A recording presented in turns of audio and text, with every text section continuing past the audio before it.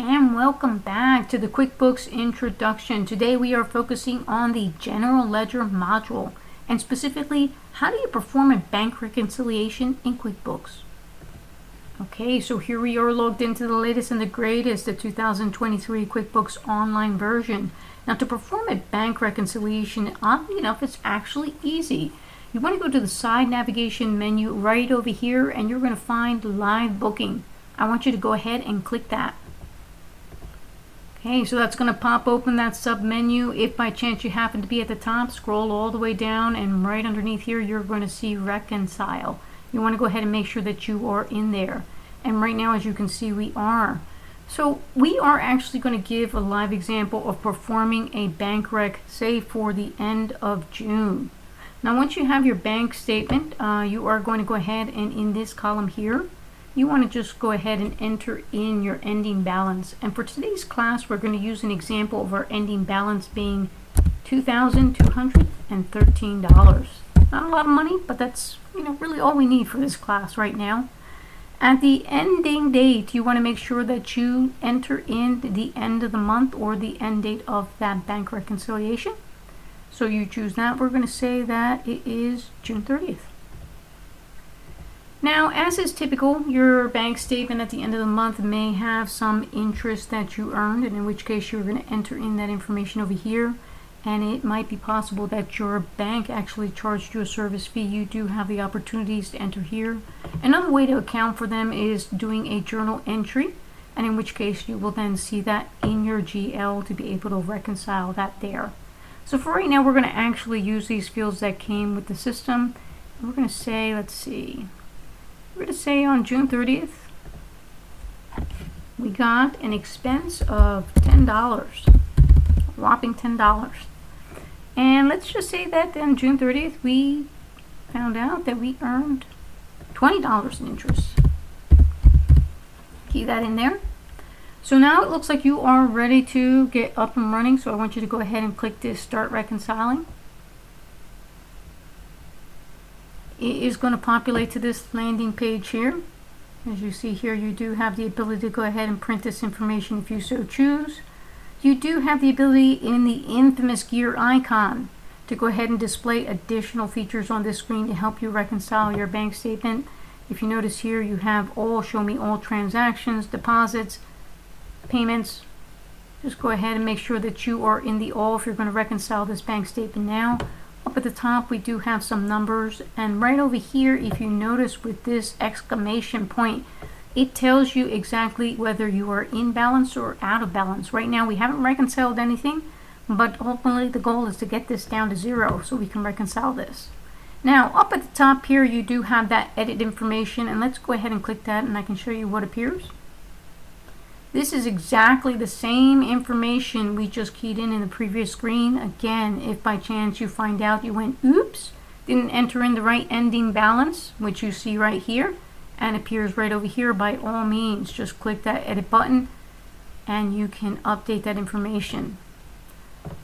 So now we know that we entered in these two statements, as you noticed here, $20 in interest earned. And there is a service fee of $10. QuickBooks actually was nice enough, these fields are here, to put a transaction over here. Now, if you notice here, it goes without saying that we are going to compare our bank statement with all these line items over here. We are officially reconciling June's bank statement. So we're going to look for the transaction dates over here.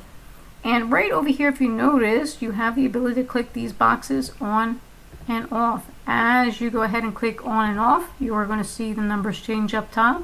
So let's go ahead and look at our first line item on our bank statement, and we are going to say that we actually had a deposit clear for $2,203. Now that's as simple as it is for this class. We chose not a lot of transactions to make it nice and easy on you. As you notice here, our ending balance is correct here. It's balanced of what has been cleared. If you notice here again, this is our gauge right here. This tells us whether or not we fully reconciled our bank statement, which it shows that we did.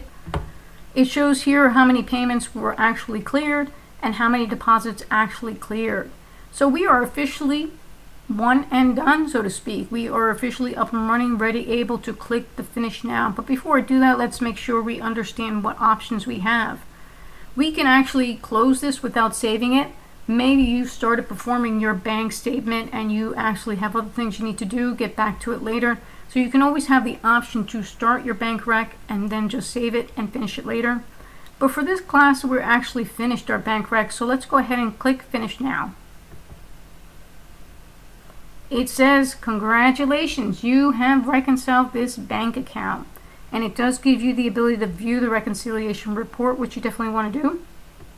Let's click that. This is the reconciliation report that you want as your accountant to print out for your end of the month and attach it to your bank statement and file it away for your financials. If you notice here, it says a statement end date over here. It shows you the account. Now, I will say this about QuickBooks. You see right up here, it says hide additional information. Let's go ahead and click that. You see here, you have everything that you've actually reconciled over here, deposits and other credit cleared. Here's the top reconciliation. Now, if you unclick this, what QuickBooks does actually, believe it or not, it will throw you everything under the sun of what's actually out there in your GL. Deposits, journal entries from the month of July 1st, if you notice here, are appearing on this statement. It might be possible, the reason I point that out, maybe you just don't want all this detail from July. Maybe it goes on and on and on for pages, and you may not want that. So if you do, in fact, want a quick summary, click hide additional information, and that should take care of it. Right over here, you do have your print icon. Now, what happens if you actually just get out of the screen and you actually don't get to your reconciliation report? By all means, let's just do that as an example.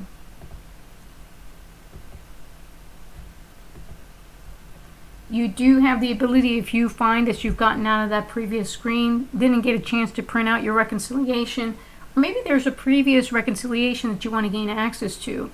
All you have to do is literally go back to live booking, go to your sub menu, go to that same tab, reconcile, and if you notice right up here at the top, it actually says history by account. By all means, feel free to click that.